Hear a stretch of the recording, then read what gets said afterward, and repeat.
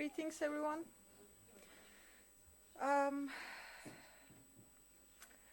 Four years ago, during the COVID-19 pandemic, while trying to live as normal a life as possible and stuck at home, I remember receiving a call with the news that Yavuz had contracted COVID and was hospitalized. A short while later, on 24 March 2021, he left behind his sister, his brother, and many friends and colleagues behind. It has now been 4 years since his untimely passing, and today we are gathered here to commemorate Yavuz, a great historian, a brilliant mind, and a good friend, at the fourth event of the Yavuz Sezer Memorial Talks. This annual series is co-organized by the Istanbul Research Center, the Research Center for Anatolian Civilizations, ANAMED of Koç University, the Department of History at Boğaziçi University, and the Yavuz Sezer Memorial Initiative established by Yavuz's friends and colleagues. I'd like to begin by thanking all of these institutions and initiatives, along with Yavuz's sister Nurdan and brother Selim, for all their support. Before I introduce and leave the floor to Dr. Elizabeth Key Fowden, this evening's speaker, please allow me to say a few words about Yavuz. He was a year younger than me. He was born in 1979 in Istanbul. He grew up in Koca Mustafa Pasha and attended Vefa High School. These two historic districts shaped his earliest visual memories and deeply influenced his intellectual perception of urban landscapes. The libraries he passed by and spent time in became one of his many lifelong passions. After completing his BA and MA at Boğaziçi University's Department of History, which he considered his academic home, Yavuz pursued further studies in history, theory, and criticism of architecture and art program at MIT. He completed his dissertation entitled Architecture of Bibliophilia, 18th Century Ottoman Libraries in 2016. Some of his friends have taken on the challenging yet meaningful task of publishing his dissertation as a book, and we hope it will be released next year in 2025. Upon completing his PhD, Yavuz returned to Istanbul, the city he cherished deeply, and began teaching at Bilgi University. There, he poured his academic and intellectual curiosity into his students, likely leaving a profound impact on their lives. His memory lives on in the hearts of his friends, and his academic legacy endured and will hopefully continue to flourish through initiatives like these annual talks, the Yavuz Sezer Scholarship in Architectural and Urban History, which provides graduate students at Boğaziçi University with opportunities to pursue their academic curiosities, and the annual Yavuz Sezer Article Prize awarded by the Ottoman and Turkish Studies Association. It is now my great pleasure to introduce this year's speaker, Dr. Elizabeth Key Fowden, who is a distinguished scholar whose work bridges the fields of Hellenistic and Islamic history and material culture. Her numerous publications include books such as The Barbarian Plain, Saint Sergius Between Rome and Iran, Studies on Hellenism, Christianity, and the Umayyads, and Contextualizing Late Greek Philosophy, co-authored with Garth Fowden. As a senior research associate with the ERC project, Impact of the Ancient City, she co-authored the 2022 volume, Cities as Palimpsest, Responses to Antiquity in Eastern Mediterranean Urbanism, one of 3 books produced by the project.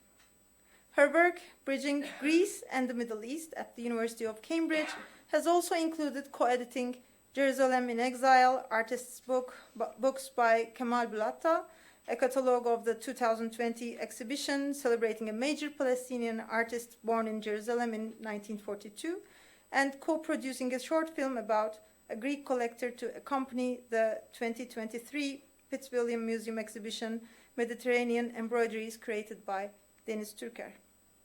Finally, her ongoing book project, The Parthenon Mosque, supported by the Garda Hengel Foundation and the ERC, investigates how the Ottomans perceived and interacted with Athens's material culture through its most iconic building. Without further ado, please join me in welcoming Dr. Fowden to the stage for her talk, titled City of Sages, Ottomanizing Early Modern Athens.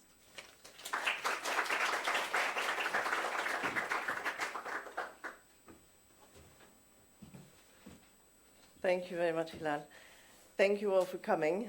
It's a real delight to be here. I never met Yavuz, but 3 months before we lost him, I was actually sent his dissertation by Deniz Türker, and I have a dear correspondence, which is between the three of us about how we might actually find a chance to discuss a lot of our shared interests. So, as I promised, I won't start crying, but I feel it's very emotional that at least I can be here today to have part of that conversation with you all, and I look forward very, very much for your comments in the discussion.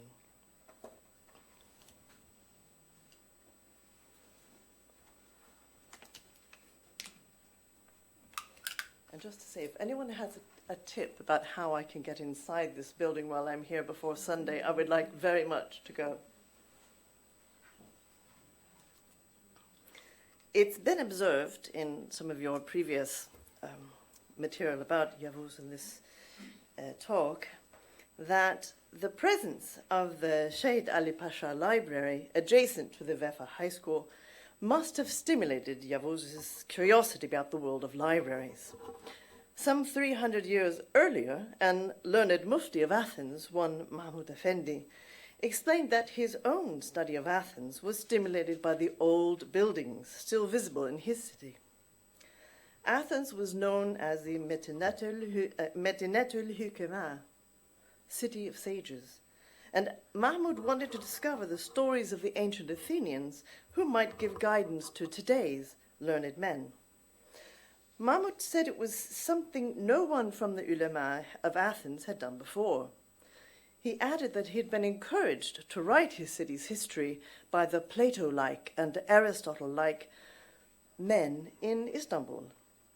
Now, I was struck by the similar likening to Aristotle and Plato that Yavuz quotes from an addendum to the Garden of the Viziers written in the 1750s, just a decade or so after Mahmud Effendi was completing his history of Athens.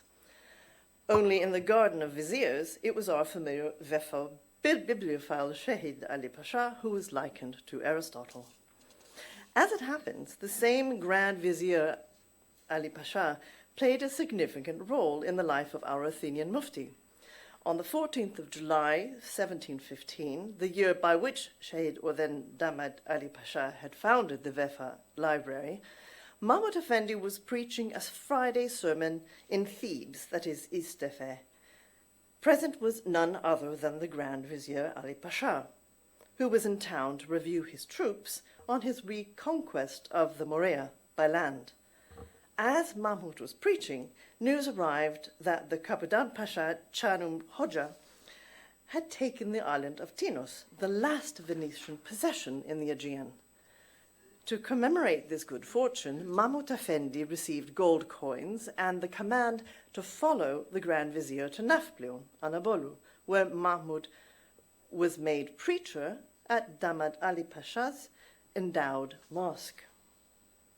Decades later, local memory in Athens still recalled that on Damat Ali Pasha's rapid campaign to reconquer the Morea, he had requested to stop to see the city of sages. Wouldn't we love to know whether it was Mahmud Effendi, our local antiquarian preacher, who had stimulated the learned Grand Vizier to make a sightseeing diversion in imitation of the first conqueror, Mehmed II, who had paused in Athens in 1458 and 1460. Neither conqueror had lingered for long. A year later, in August 1716, Damat Ali Pasha would become Shahid Ali Pasha, martyred in the Battle of Petrovaradin on the Habsburg frontier. But to have been privy to what Mehmed I was shown and told about the city of sages, and by whom, would surely be on the historical wish list for many of us in this room. To this we might add how being privy to what Damat Ali Pasha was shown and known, and whether his guide might even have been the Mufti of Athens himself, who would go on to write the city's history. But setting aside such historical musings as unanswerable given the current state of our sources, what we can reasonably ask is why the city of sages was on their to visit list. What would they have seen? And how would they, or their guides, have interpreted what they saw? When I describe what I have learned about Athenian views of Athens to audience of classicists, archaeologists, historians of classical architecture, as well as generalist audiences, I'm aware that there's often a buzz in the air since material I have gathered is largely unfamiliar and an approach it's quite new given that Athens is always viewed from a European perspective. But to stand before an audience of Ottomanists in Istanbul might be perceived as either hybristic or naive.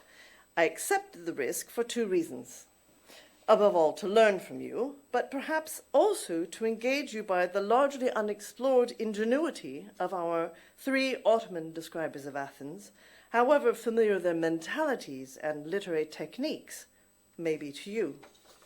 Being here in Istanbul, among scholars who have dedicated their lives to understanding the dramatically better attested early Ottoman inheritance of this city's legends and architecture, it's a sad admission to make that there is no extant Ottoman eyewitness description of Athens before Evliya Çelebi's visit in 1667, or at least not one known to me, and I'd be delighted if you have news to tell me.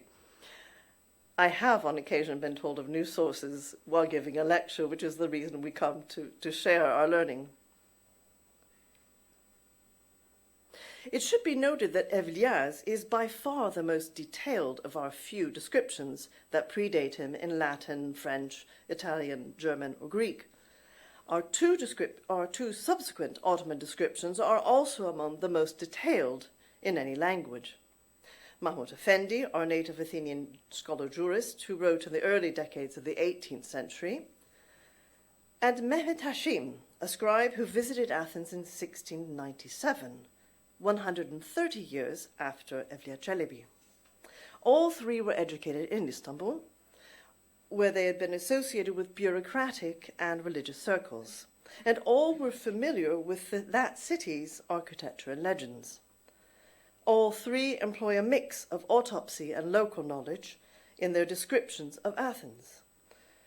In the interest of brevity, I will focus not so much on their distinctive biographies, but on where their observations and methods of interpretation converge, and on what sort of development in Ottoman views of Athens and Athenian antiquities we can discern from these sources. I lay emphasis on the pre-19th century period because these three texts attest to a more exegetically complex way of engaging with ancient buildings than we find later. This complexity involves a flexible approach to chronology and a deep, often playful use of analogy. From the 19th century onwards, the European presence in Athens swells, along with new city descriptions. These views are overwhelmingly grounded in the priority, if not exclusive validity, of ancient texts as the foundation for understanding the city's antiquities. Ideally, as they thought, liberated from later accumulations. Now, this more familiar European discourse provides the backdrop to today's growing discussion of Ottoman views of Greek material culture, often cast in terms of Ottoman responses to European claims on antiquities. What follows does not participate in this 19th century focused discourse, but prioritizes some earlier and, I think, quite distinctive modes of Ottoman engagement. So, let us begin with the name City of Sages, Madinat al-Hukama in Arabic, Medinet al-Hukama in Ottoman. The underlying problem propelling the argument of Andonis Kaldelis' book from 2009, The Christian Parthenon, is the discomfort that Christians felt about their inheritance of pagan Athens and their need to Christianize the city's past. The situation was different for our educated Ottoman visitors because as time passed, such incongruities had been made Quran compatible through the translation and gradual recasting of Greek philosophy. The ancient philosophers were absorbed and reshaped according to evolving needs across the Islamicate world. Long before the Ottoman period, Athens was known as the city of sages to Syriac, Armenian, Arabic, and Persian writers, none of whom had ever visited the city. On the ground in Athens, this tenacious reputation seems to have been expressed mainly in the identification of old buildings and topographical features with celebrated figures from the city's past, especially philosophers.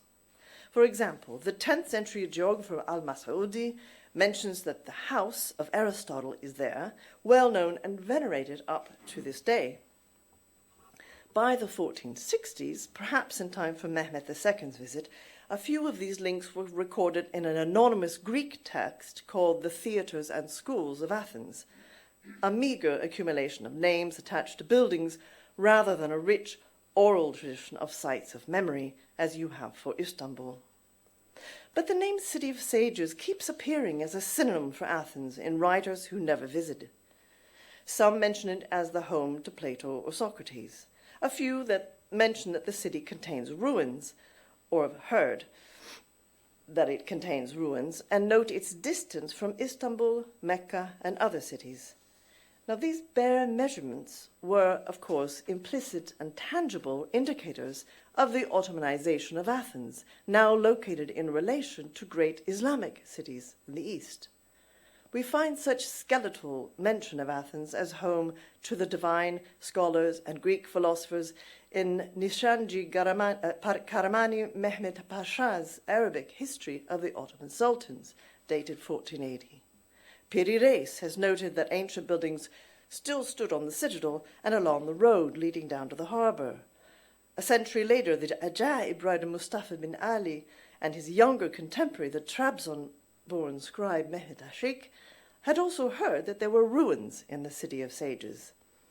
We even find Medinat al-Hokema in Antoine Galland's short article on Athens in Derbelot's Bibliothèque Orientale, published in 1697, which relied heavily on Khatib Çelebi, whose mid-7th century first draft of the Cihanuma notes that the once famous city was the birthplace of Plato, and on account of its celebrated philosophers was known as the City of Sages. And of course, we should not omit to mention this impressive Safavid world map on an astrolabe, which plots Athens simply as the City of Sages. Now, I've taken time to establish the name as a commonplace in order to throw greater contrast on just how remarkable are our first three Ottoman accounts, the first to describe the City of Sages at length and based on eyewitness experience.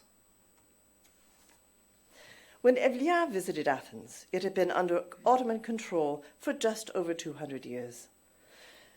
In the first century, the city's population tripled in size, growing from around 6,000 to 18,700, of which less than 5% was Muslim. As the city's population grew, the city centre below the citadel, also acquired Muslim inhabitants. As Mahir Keel has reminded us, at its mid-16th century peak, Athens was the third largest city in the Balkans after Edirne and Salonika. Athens always remained a majority Christian city, though by no means a cultural or linguistic monolith. But already by the early 17th century, piracy, climate change, and increased taxation to support the ongoing Ottoman-Venetian War over Crete had begun to trigger an economic slump and population decrease, from which the city gradually recovered in the 18th century. The urban environment of Athens under Ottoman rule saw not only the adaptation of old buildings, but also the construction of new in order to serve evolving social, economic, and religious needs. Evliya notes 3 hammams, 2 tekkes, 2 hans, and 4 Friday mosques, including the Citadel Mosque, as the converted Parthenon Mosque was known in most Ottoman writings. So what do we know about the early modern Ottoman urban fabric? When Mehmet's general Turhanolu Ömer Bey took the Athenian citadel in 1456, and Mehmet himself visited in 1458, the city had been in Frankish control for some 250 years, since 1202. Burgundian and Florentine rulers especially left their mark, above all on the fortified citadel, modifying the ancient marble buildings to accommodate their defensive, domestic, and religious needs.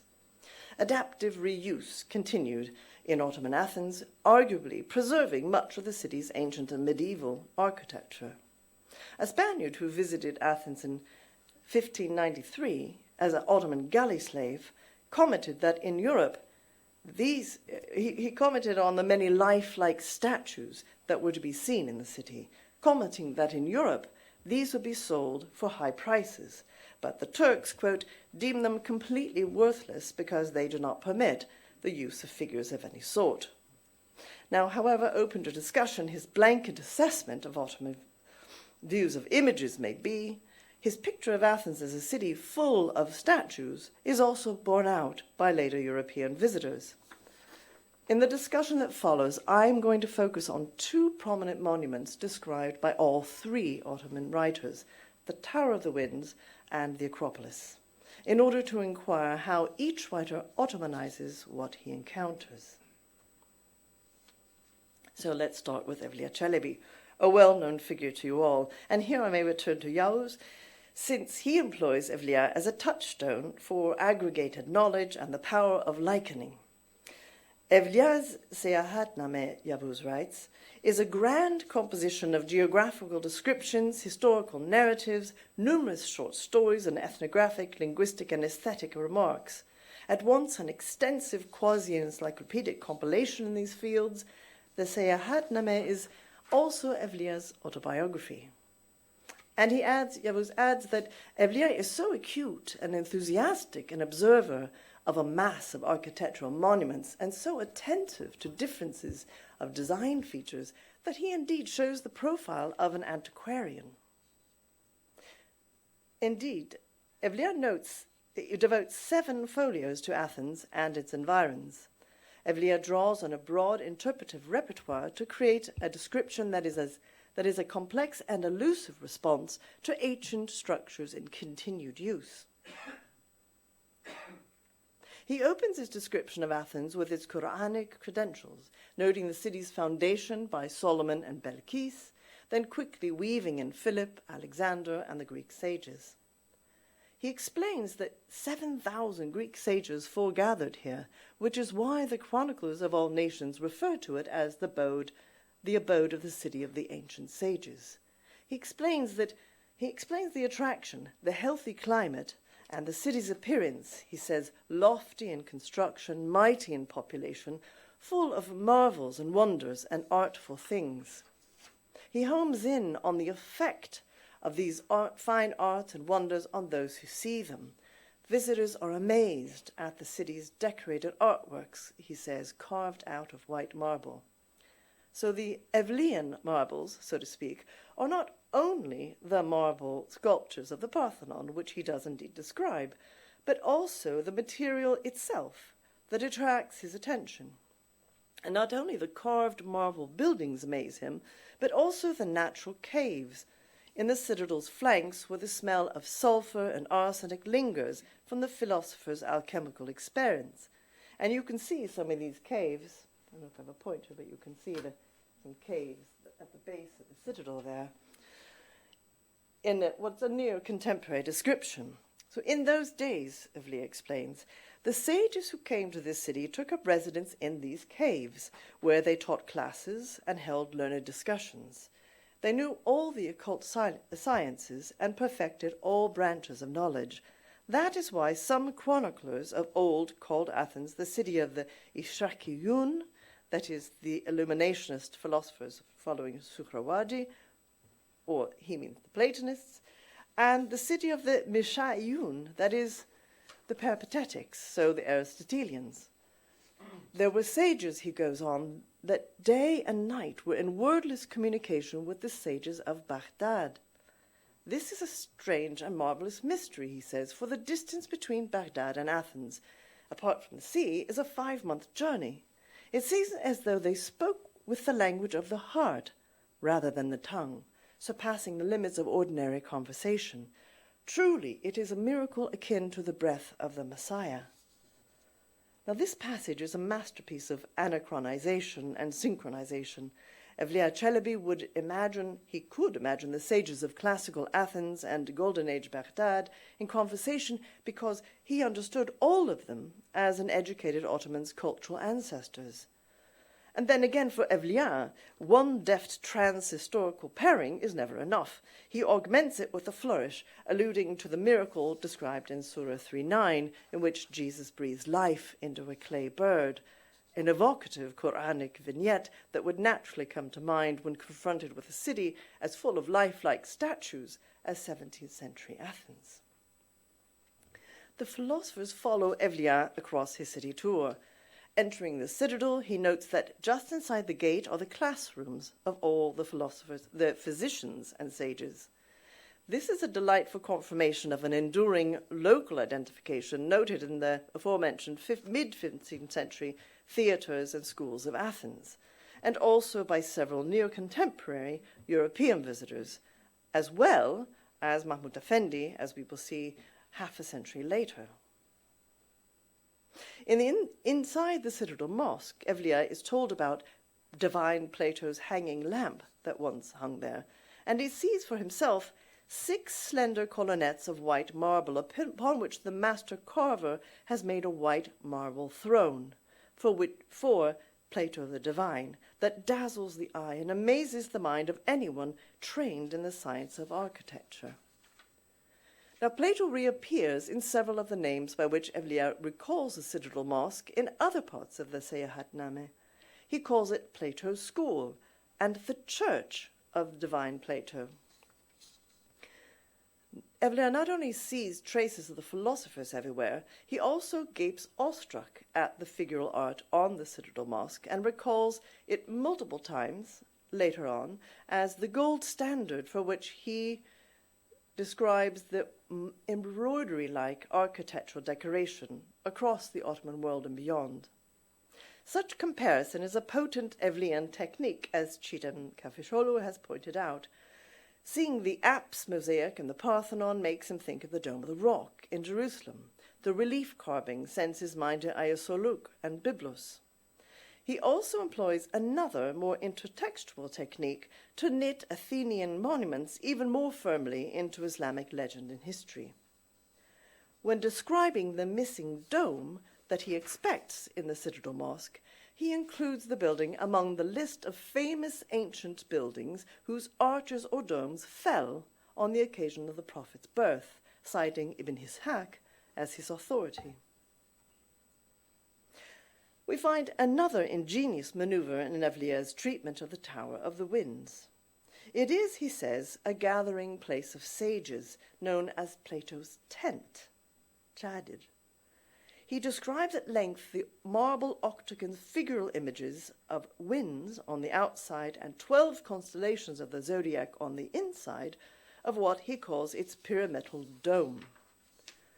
In a relatively rare inclusion of the majority infidel population, Evliya says in passing that the Christians hold an annual commemoration at a tomb inside, and as one might expect from an ancient building, the marble tent still retains some of its talismanic power. He relates that a person with fever who enters the tent is cured. But it is the past that attracts his attention most powerfully. As with the Citadel Mosque, Evliya shows only admiration for the carved figures and the white marble construction. He chooses to insinuate the building into sacred history in a similar fashion, this time not as an ancient marvel that was ruined at the moment of the prophet's birth, but as an ancient talismanic wonder. Devised by all the wise men of Athens, the protective powers of their talismans were, he says, turned topsy-turvy and nullified on the day the beloved of God was born. Nonetheless, Evliya can't help point out that he has, though, seen many places where there used to be talismans, and even now, he said, there are no mosquitoes, centipedes, storks, or crows in the city. But there's more. Not only translation movements, but also the Alexander legend had kept the ancient cities alive in Arabic, Persian, and Ottoman imagination. In harmony with Evliya's inherited associative mode of thinking, he identifies the octagonal building as a surrogate lighthouse of Alexandria. The Tower of the Winds as Pharos is a likening quite possibly heard from a local informant, but Evliya makes sure the reader understands that he has seen it with his own eyes. Atop this marble tent is a thin column. They say that in the days of the ancient sages, a world mirror, like the mirror of Alexander, was set on this column. Whenever an enemy started out against the city from any direction, the commander and his army were revealed in this world mirror. The place for the mirror remains, but the mirror is no longer there. Alexander's mirror was a mainstay of geographers, historians, and poets, one example of which I illustrate here. And to the mirror story is often attached Aristotle's invention of an astrolabe, which Evliya duly mentions at the end of his marble tent description. It's important to highlight that Evliya employs this acute visual identification with the Pharos to make sense of an impressive Athenian building, not as a unique wonder, as we do today. Instead, he situates it, as he had done with the Citadel Mosque, as part of the constellation of ancient wonders still active and admired within the Ottoman realm. So now let's turn to Mahmud Effendi's interpretive approach. Mahmud Effendi would have been a boy when Evliya visited Athens. It is a little-known fact that this native Muslim cleric is the first local inhabitant to write a history of his city, predating the better-known Ioannis Venizelos by nearly a century. With a family network in Athens, Chalkis, and Thebes, Mehmet went to study in Istanbul and returned as the Mufti and Mudaris of Athens in 1698. So we can imagine him issuing fatwas, something he complains about, but also preaching and teaching in the Athens area. He wrote a 291-folio-long history of Athens from its mythical origins to his own day, calling it the history of the city of sages. He states that he was inspired to bring to light the city's history for an Ottoman audience because of the ancient buildings and the name, City of Sages. For Mahmud Effendi, buildings from the past had didactic value. They spoke lessons in the present. They were records of past achievements that were not ossified but active, and the viewer's role was to interpret the messages they carried. To do this, the interpreter called on as wide a range of sources as was available, not only autopsy and measurement, but also orally transmitted local legends and written accounts. He assembles his information and reweaves it to update and Ottomanize Athenian history. And Mahmud Effendi has more to work with than Evliya had, not only the names of philosophers, comparison, and intertextual readings.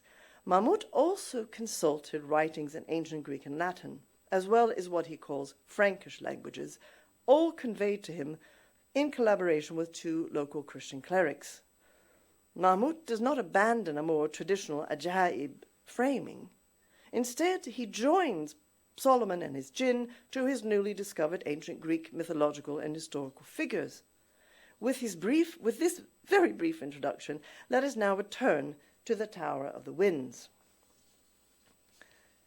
Diverging from Evliya's Plato, Mahmud Effendi associates the white marble octagon with Socrates the Wise, tapping here into local tradition also attested in our familiar theatres and schools of Athens in the mid-15th century, and some French and English visitors in the 1670s.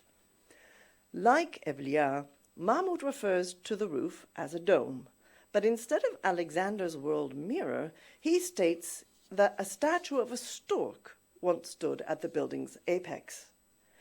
It is an intriguing choice since a statue did originally crown the structure, but of a rotating triton holding a rod. Mahmud explains that Socrates built his observatory that contained a compass used to comprehend the movement of incoming ships, especially from Alexandria. So by introducing the compass, Mahmud updates his description by making it seem more scientific. He describes at some length how the compass reveals the wind directions and the movement of merchant traffic between Athens and surrounding seas, but he laments the building's current disuse, since knowledge of its operation has been lost, he says. The building still stands, but the stork weather vane is now gone, he says. He concludes with an explanation of local practice. Because the shape of the building resembles a janissary tent, he says, people refer to it as a tent. Sorry, it may not be the best tent, but it's a little joke. Even if Mahmud had access to additional textual information provided by his local Christian colleagues, for example, the detail of a statue on top instead of a mirror, his observations about the winds are still grounded in the Muslim geographical imaginary.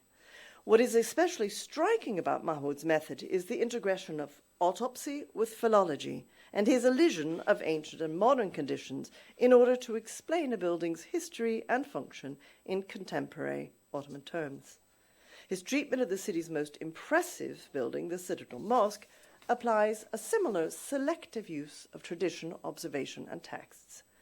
We should not forget that another difference between Evliya and Mahmud is the state of the Citadel Mosque at the time of writing.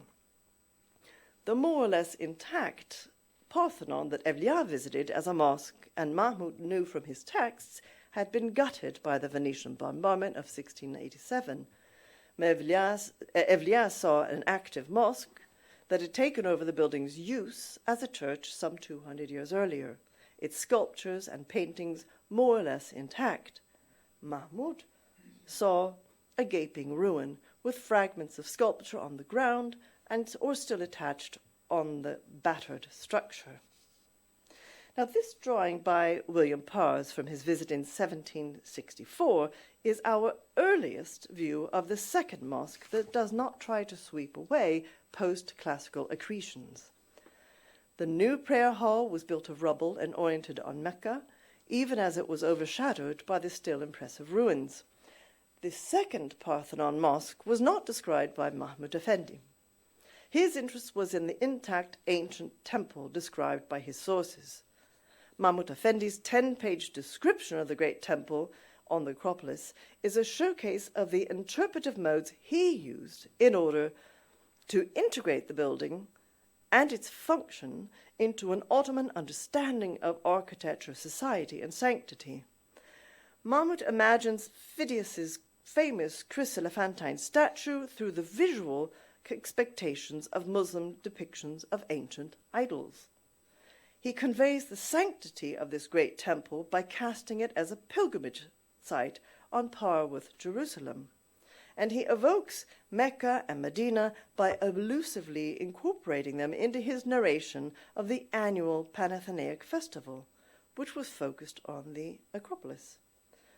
In an ingenious reading of the text, image, and contemporary Ottoman practice, Mahmud takes information gleaned from ancient descriptions of the weaving, processing, and donating of the sacred textile, the peplos, to the goddess Athena, and translates this ancient annual ritual into a process his readers would naturally assimilate to the annual tradition of the offering and distribution of textiles that had been dedicated at the holiest Muslim shrines, including and even especially the Kiswa at Mecca. So let me take a little time to elaborate. A drawing by the artist-traveller Thomas Hope, who you know very well here in Istanbul, not this drawing, but other drawings, shows the central scene of the frieze from the temple's east end as he saw it on the Acropolis in the late 18th century. This section had been carefully lowered to the ground during the construction of the eastern apse when the temple was converted into a church. It had been seen on the ground and in part sketched by Kyriakos of Ancona when he visited in 1436. On the right side, an adult figure stands in the center and appears to help fold up a large textile with a smaller figure. To the left of the central figure stands another adult figure facing in the opposite direction towards two young adults, draped figures who carry something on their heads. Now, it seems to me that in his Parthenon description, either through invention or confusion, Mahmud Effendi has merged two groups of girls known from ancient sources, above all Pausanias, in order to create an Ottomanizing interpretation in which he explains the rituals as part of a charitable scene devised by Pericles to assist young girls without dowries. Mahmud explains that in the ancient ritual, young girls are employed to weave the peplos that serves as a curtain for the goddess's statue. They do this every year, he says, and are given a piece of last year's curtain. He explains that each year the old textile, quote, was divided into 100 pieces, which were distributed among the girls at work on the new curtain as a service to the goddess. Each girl would place on her head the fragment of the curtain hiding the goddess's statue, which each girl had in her possession. She would then make every sort of reverence to the goddess, and bearing a melancholy, lachrymose air, would come backwards out of the temple's door. These details are not derived from any known Athenian tradition, but I hope you'll agree that it is not difficult to see how these two figures could be interpreted by Mahmud Effendi as moving backwards in relation to the central figure whom they face.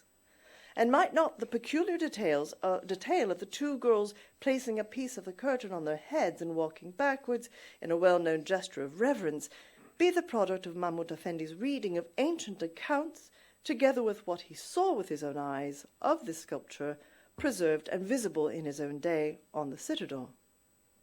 Now if, and we can only conjecture, what we have in Mahmud Effendi's retelling of is the local mufti puzzling out what he can see in situ and trying to match it up with textual information that has been transmitted to him in order to recreate a narrative that makes sense to his Ottoman contemporary readership, what we have is more than a curious synthesis. We have an identification of the so-called peplos scene in the Parthenon frieze several decades before James Stewart, who studied the building in 1751, and is universally credited as the first person to identify the peplos scene in this frieze. Stewart and Revitt's publications were followed by a surge in the number of European visitors curious to see, describe, and, if possible, collect Athenian antiquities. It is significant that Mahmud makes no mention in his history of foreign visitors.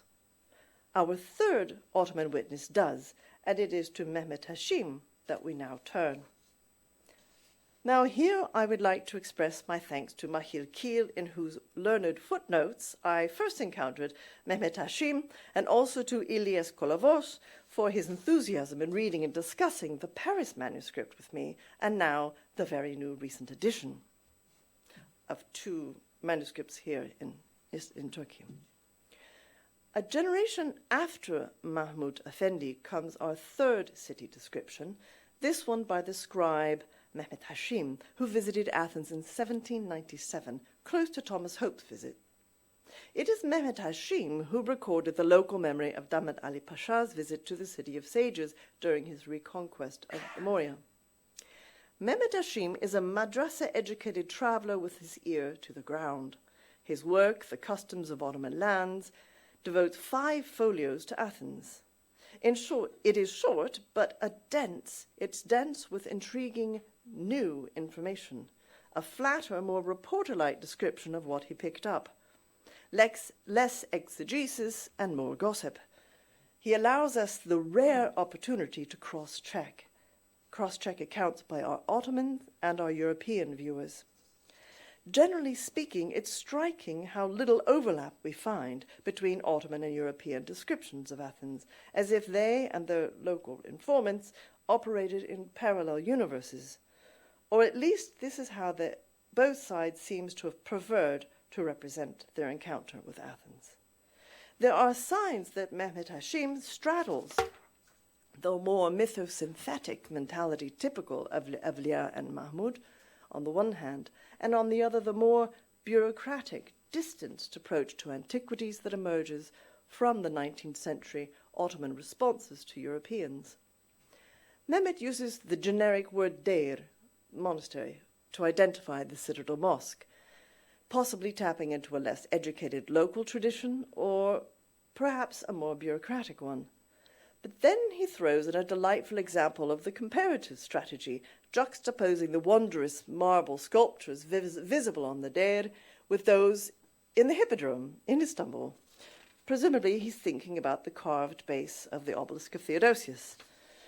Both Mahmud Effendi and Mehmet Hashim liken the citadel mosque to Hagia Sophia in terms of its grandeur. Mehmet Hashim adds the unusual evocation of the Prophet Ibrahim as founder of a Qibla on the Athens citadel.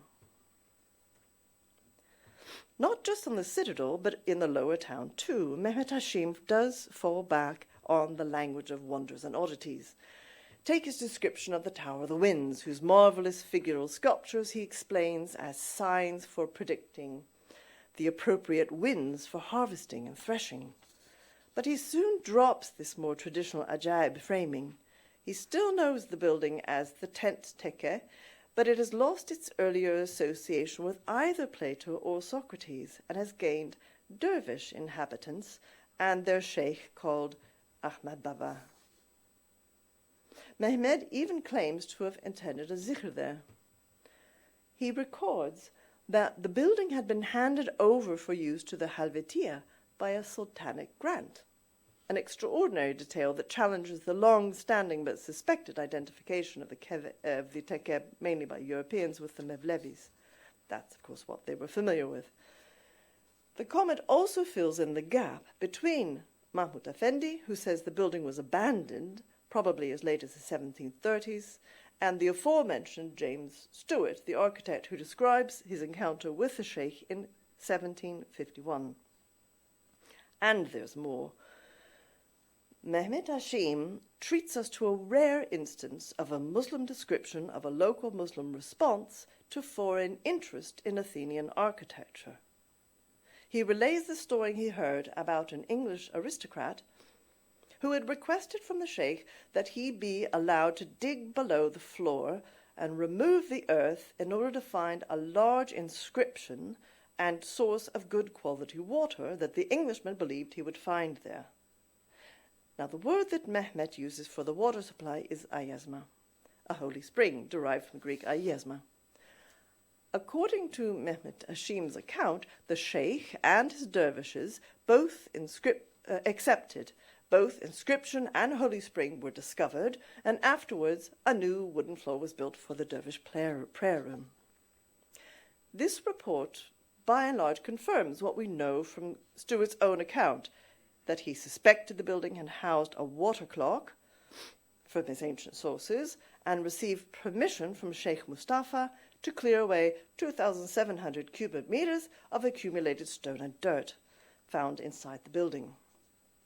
So what we have in Mehmet Hashim's account, particularly in his use of ayasma, is another example of what we might call cultural translation as a vital part of the interpretation of antiquities.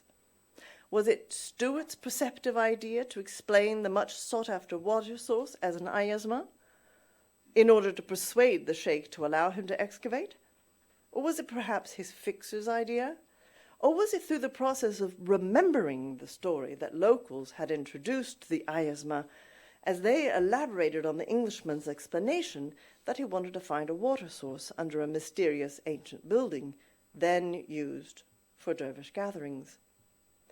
We may never know the answer, but Mehmet Hashim's account gives us a rare near intersection of what seems to have been mutually oblivious worlds of interpreting ancient monuments. We should also note that with all this detail from local sources, either Mehmet Hashim forgets to tell his readers about the local likening of the building to the pharos, or perhaps his sources have forgotten that tradition now that the building is no longer neglected, as it was in the time of both Evliya Çelebi and Mahmud Effendi.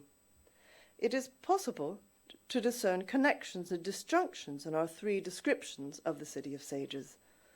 Evliya had to draw deeply on his wide experience to assimilate it to other great inherited cities of the empire.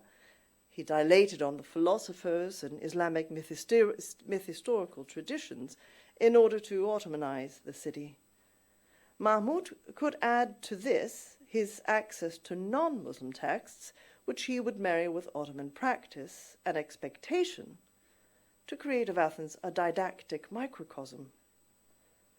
Mehmet Hashim still retained some of their epistemic mode, but the sages have largely disappeared. He soaked up an assortment of local stories that spoke instead of a city increasingly penetrated by Europeans with an understanding of the past that was different from local tradition. In his stories is embedded an awareness of this difference, but without commentary on it. To conclude, I'd like you to look closely at this drawing, made from on-site inspection in 1749. The Ottoman prayer hall was not dismantled by Greek and German archaeologists until 1843. Dalton's drawing belongs to the genre I call aphoretic, which simply whisks away unwanted elements from depictions of ancient architecture. Dalton's erasure of the mosque instantiates the narrowing and subtraction that has dominated European interpretation and archaeological activity in more recent centuries. Dalton's erasure represents an ongoing denial or ignorance of significant Ottoman engagement with the Greek philosophical past and physical remains of that past. Evliya and Mahmud, and also Mehmet Hashim, represent a different mental and spiritual synthesis with a multi-temporal exegetical complexity that may not appeal to our age, as it did not appeal to the 19th century. My aim is to take them on their own terms without expecting them to represent admirers of antiquities in a European mode. Hence my awkwardness with the term antiquarian. While these are the only three voices representing early modern Ottoman traditions of viewing Athens that can be heard today, they do give us a sense of what was possible. And that is enough to help us begin to recall a more expansive mode of engaging with the old buildings of Athens, a way brimming with polysemy, a word Yavuz Sezer often uses to explain the vivid interpretive imagination of his bibliophiles, who could imagine their libraries as the Kaaba in Mecca. Thank you very much.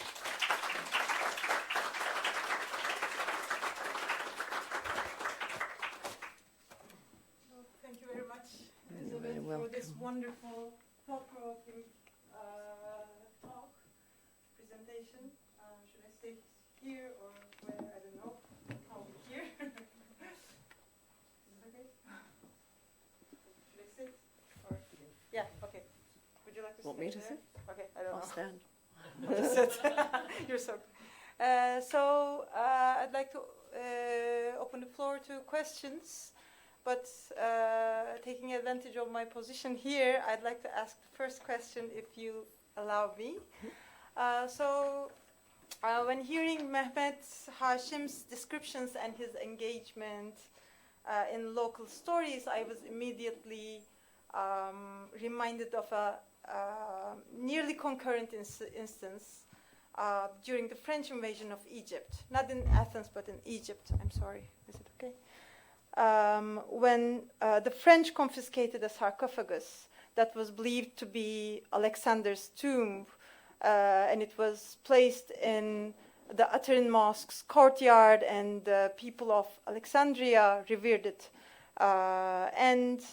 After the French were defeated by the British and Ottoman alliance, this artifact became an object of contestation between the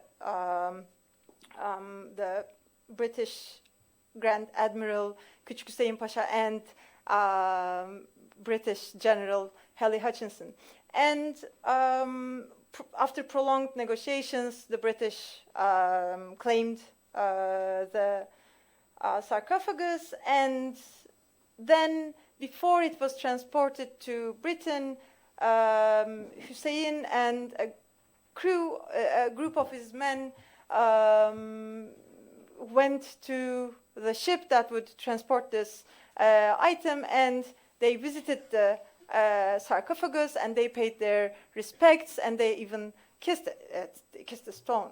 So this episode, I think, illustrates a similar sensibility towards antiquities, rooted in their local associations and history. So coming to my question, sorry for the long introduction, how does Mehmet Hashim's account reflect broader trends in the Ottoman approach to antiquities in the late 18th century? For example, does his engagement with local stories and maybe international, like European powers indicate a shift towards a more pragmatic or bureaucratic or diplomatically attuned stance compared to earlier, like more exegetical approaches like those of Mahmud Efendi and Evliya Çelebi, maybe?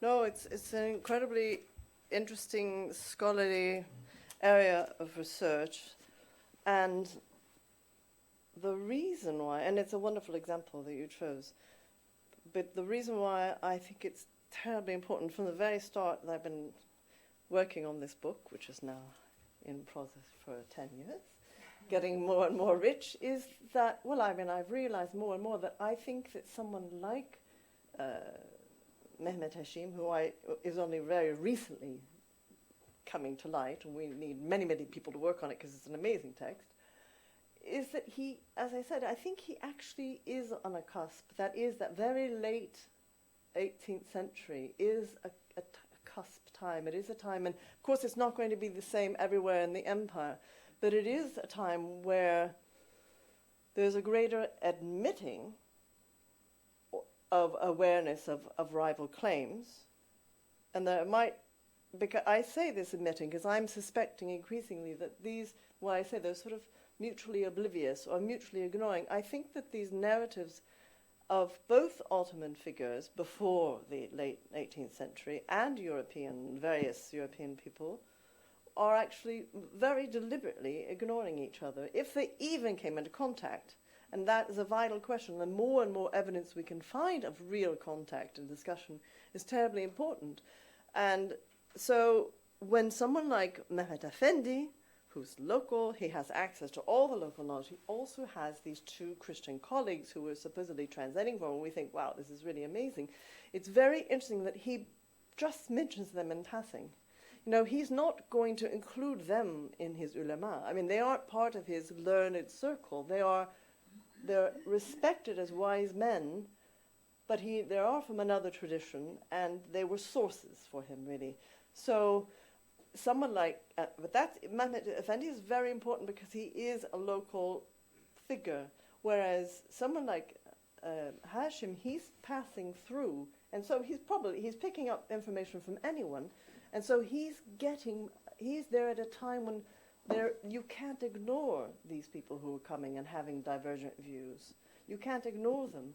And that's why I'm very interested that more and more of us look at the language, look at the differences in the language. And when I don't know what you all think, but when I see an increasing use of the very generic words, monastir, and I mean, from the Arabic tradition, from the very beginning, they would refer to, from the conquest, you'd refer to any old church or any old building, either as a beit or a deir or a monastir. It's a way of actually downgrading what this building is. You're somehow taking away its specific use. So I would say that the more people who are, and now there are a lot of people working on Ottoman perception of antiquities, I think we really need to look at that language. Obviously, Elde Medhem is working a lot on this, and I think he also identifies it's this late 19th century shift when the Ottoman perception is largely it becomes reactive. It becomes in response to, and maybe there are other older, more exegetical, more complex ways of looking at these buildings, but we don't have them. They aren't remembered. It's very chance. These are, again, it's the question of the elites. Maybe the local people just talked about dair from day one. But I do think that there is a shift in the late 18th century, variously, but in Athens too, in the late 18th century. And it is a flattened view. I personally find it's flattened. And as I said at the very end, I think it's very, very, especially on the part of the Europeans, it's a very deliberate flattening. Even if they knew anything about Suhorwadi, I mean, they probably didn't, but if they knew anything about the Ottoman multiple ways of inheriting and being heirs to the classical past, that is something that certainly didn't interest them. But whether it's ignoring or whether it's deliberate or not, again, it's case to case. But I think that is the cusp where you're really in between, and that's why even working on just one place, Athens, and especially on one building, I find that it's very difficult to generalize, but there is this pattern, and that's why the pre-late 18th century material is so precious, because it allows us to see a very fertile way of interpreting the past. And I would love to know from you all whether you find this very rich, complex way of the textual intersection too. I mean, what Mahmud Effendi does when he looks at the Beppo scene, I mean, that to me, I'm not sure I've seen that in descriptions of Istanbul either. That sort of very, very complex, what we call multidisciplinary approach.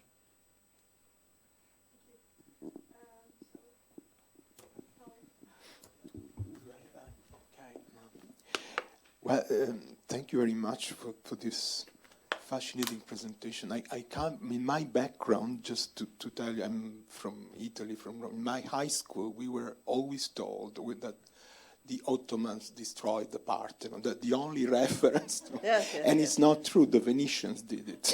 Yes, of course. So now I'm happy to see that things have changed. But now I had a remark on the evidence of cross-cultural contacts.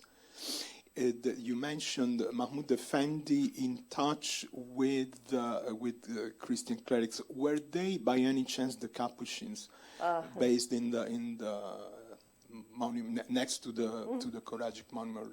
Because maybe checking their sources, one may find some from their point of view if they have contact with this Ottoman scholar. Yeah, no, that's a very good observation. We know a lot about, but not enough, about the Capuchins, because they were learned men, but from what we know, they actually weren't especially interested in local views, and they weren't especially interested in well, I don't like calling them monuments, but old buildings either. But they were, everyone who went through in the 17th century was in touch with them. And we know that's how we know a lot about them. But Mahmud Effendi was actually, and so, I mean, there's more I could say about the Capuchins, but Mahmud Effendi, the Mufti that we're talking about, the scholar, he was, in fact, he names his sources, and they were both Orthodox monks. And they were both. We know the monastery that they were from Kesariani, and Kesariani had a famously rich library of ancient texts, and that unfortunately was transferred to the center of Athens later on, and it was destroyed. I mean, most libraries. I thought, wow, it would be a wonderul topic for someone to try to resurrect the history of libraries of Athens in this early modern period, to do what Yavuz had done for Athens. But they always say that the paper, the books went into the baruti, they went into shooting, sort of tapping in the gunpowder for fighting. So in a way, it's more exciting that his sources were local Greeks who had contacts with Italy, because a lot of Greeks were going to study still in Padua especially, but it's very interesting how he presents his material. He couldn't speak to them. It's very complicated the way he describes how this material was transmitted, I think is the best word. It's very he makes it seem very complicated too. This may be part again of his rhetoric. He wants to make it seem complicated. They need to have multiple translations. Clearly the texts were very difficult. There were also Frankish texts. So I suspect, my suspicion is he might even have had at least one of the European travelers' books that got back to Athens that he also was using for some information. So it's not portrayed as a scene. There's no... This isn't a majlis, it isn't like they're not sitting together and sharing. He doesn't present it anyway as a great gathering of the educated elite of Athens talking about. He's contracted. He doesn't talk about these people in any way except as transmitters of information. There's a lot more to say about it. Thank you, Elizabeth. Thank you. Wonderful talk, and thank you for sharing it with us. Two questions. I don't know if you even want to take up the second, but I'll just throw it out. It would be surprising to find that the Greeks of Athens were not producing anything textual apart from the oral traditions in this period, right? Because we have this all over the old world, more or less, but also in the Ottoman domains, more and more writing on cities coming through. So I'm just, maybe that's what you say, whatever there was got to be destroyed. But I was wondering if there is more evidence for, Local Greek 17th, 18th century Greek writings on the city, and and those would then be part of your Ottoman views of ancient Athens. Exactly. Absolutely. And of course I've searched high low. I mean, that is the fascinating thing. I don't think it's lost. I don't actually think it's lost. We do have, I mentioned Benizelus, Ioannis Benizelus, who's from one of the leading families. And his account isn't one that he talks about the families, political struggles, the relationship with the Ottoman center. That his history of Athens is actually about people, and it actually has an ancient source-based beginning as well, like Mahmud Efendi and Kodaris, various figures that have talked about ancient Athens from the ancient sources. But the idea of giving, Benizelus doesn't then go and walk around and give you his interpretation of buildings. Mm-hmm. It's not what he's interested to do. And that is very interesting. Why isn't he? That's not, he tells you about Elgin. He tells you about the Europeans, who were, some of them going and staying in his house. I mean, he definitely knew about the Europeans coming and being interested in antiquities, but the mode of interest it's about his social status, the status of the people, his community and their relation. It's not about antiquities in the same way that either the European or the ulema was interested. I mean, it's very interesting. It is very striking. I mean, I keep searching, because it's almost unbelievable, as you say. I mean, surely. But maybe that if I wait long enough to publish my book, maybe someone else can do it. But And yes, the what's the second question? You expressed your discomfort, I guess, in using the term antiquarianism. I threw the one out there because I I know wondered that's if you being want discussed. to take that up or.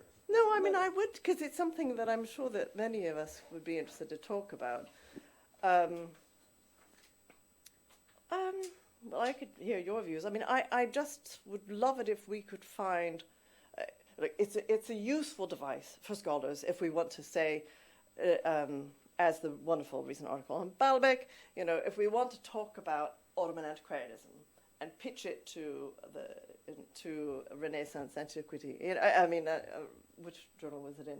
Renaissance Quarterly. If we want to pitch a way of understanding Ottoman views of the past to a wider audience, we can use the word because it's something that people can think they can associate with, and then we can say, well, how is it different? How is it the same?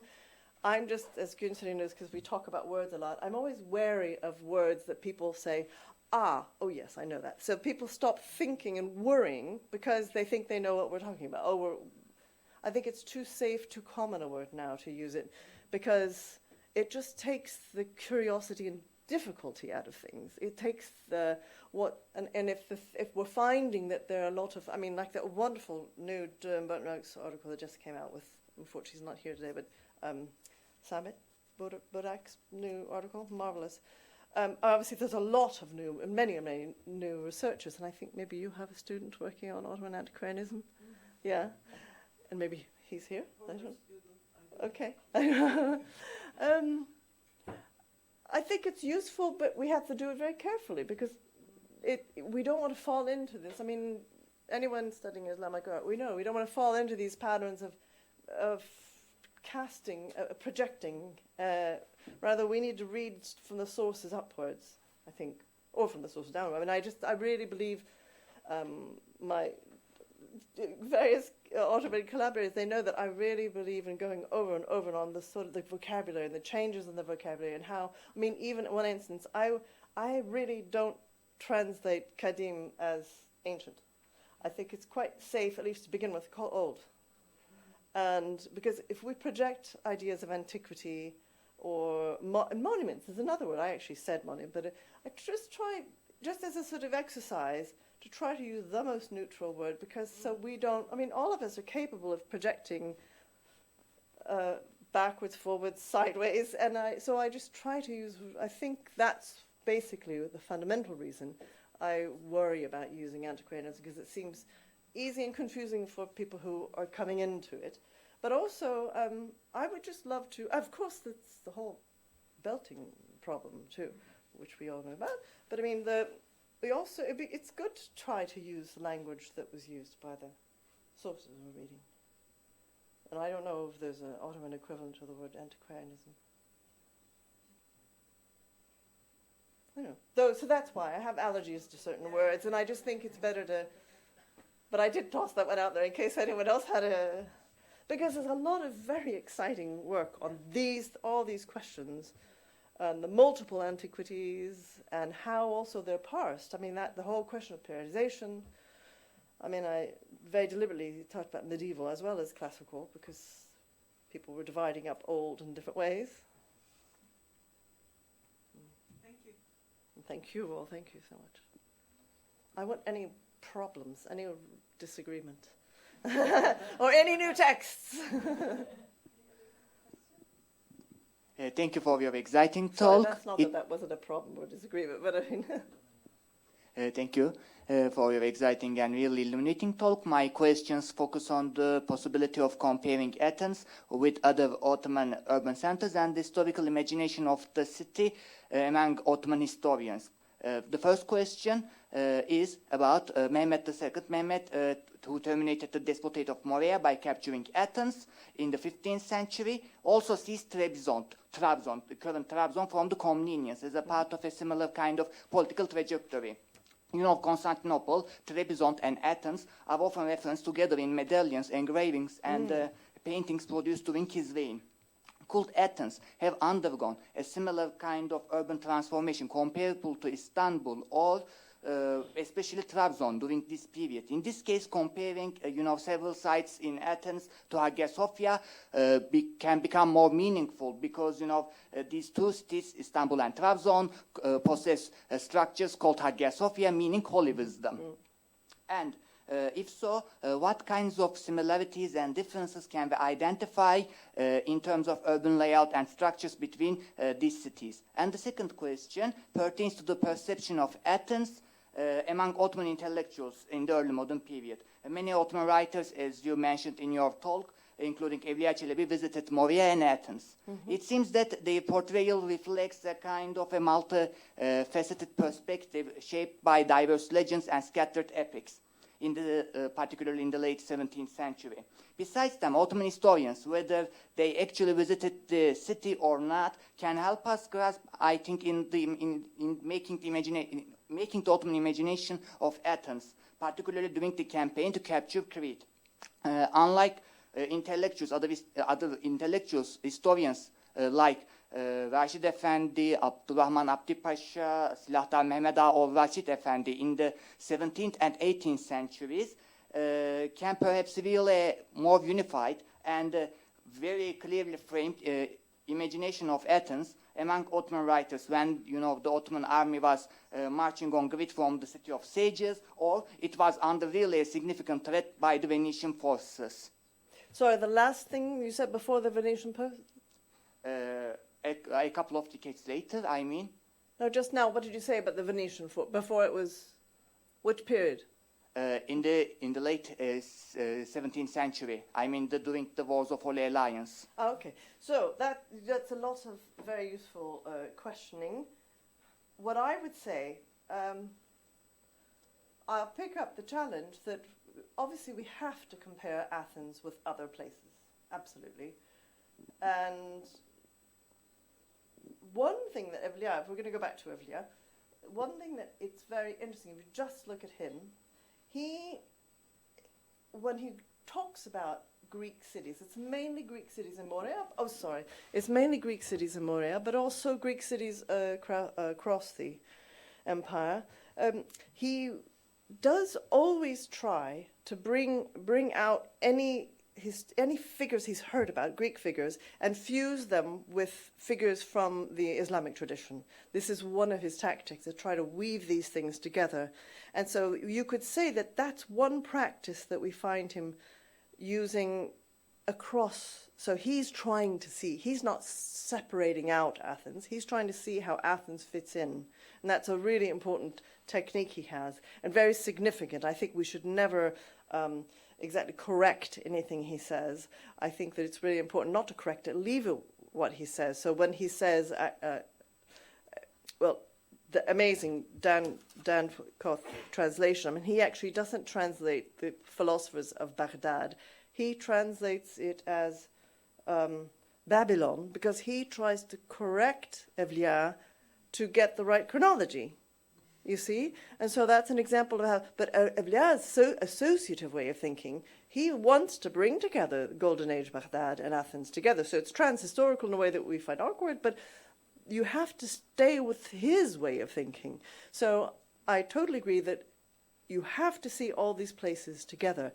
But if you look at the attention, the reason I said, how many folios, I mean, all of these, the Evliya and Muhtashim talk about the whole empire and beyond. And the amount of space they give to Athens is actually very impressive. It does stand out. And it stands out, I think, to go back to my maybe monotonous list, especially that nobody's done, of how many people actually call it the city of sages. The sages were really important. Why were they important? Again, they were important because of this long-lasting philosophical tradition, which may have faded. And I mean, under Mehmed II, obviously, it was a great scriptorium, as you say. I mean, they really were seriously concerned about inheriting the classical past through philosophy as well. But I think that what you're saying, that you have to look at all levels of society, not just the elites, but you have to look at the elites too, and all levels.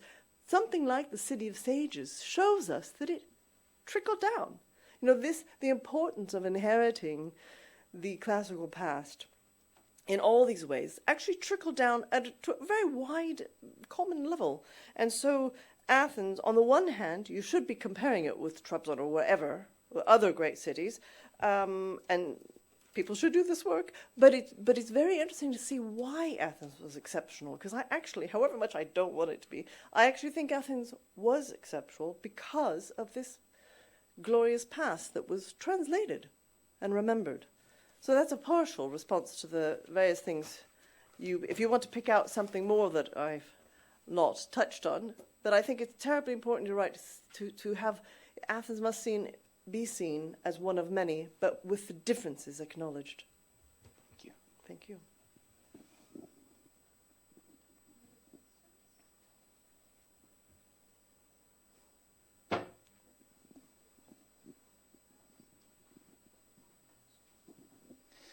Thank you very much for the lovely, lovely talk and the magnificent imagery. Thank you. Just building on your comments on the problematic nature of the term antiquarianism, it strikes me as particularly important, and again, as you've been saying, that there was a mosque precisely in the Parthenon. It's not an interest in Yes, it's in use. antiquities in and of itself. It's interested in the deep time of a spiritual place.